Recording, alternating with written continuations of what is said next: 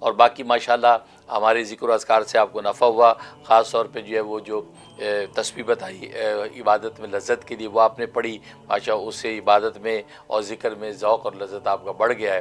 مزید بڑھنے کی دعا ہم کرتے ہیں، اللہ تعالیٰ آپ کو اپنا قرب خاص نصیب فرمائے، اور قرب علمی تو اللہ کو ہم سے ہے، لیکن ہمیں اللہ سے قرب لطفی نصیب ہو جائے، اور اس قرب کا لطف ہمیں باقی پتہ لگے کہ واقعی ہم بھی اللہ کے قریب ہیں، تو بہت مبارک ہے۔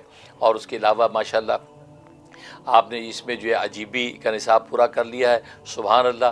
بس آپ 99 ٹائم اب روزانہ پڑھ لیا کریں، اس میں عجیبی 99 دفعہ روز پڑھ لیا کریں، بس یہ کافی۔ اور اول آخر جو ہے وہ ایک مرتبہ درود ابراہیمی پڑھ کے جو آپ یہ اس کا ورد جاری رکھیں، انشاءاللہ کسی بھی نیک مقصد کے لیے آپ اس کو پڑھ کے دعا کیا کریں گے، اللہ تبارک و تعالیٰ آپ کو نصیب کریں گے۔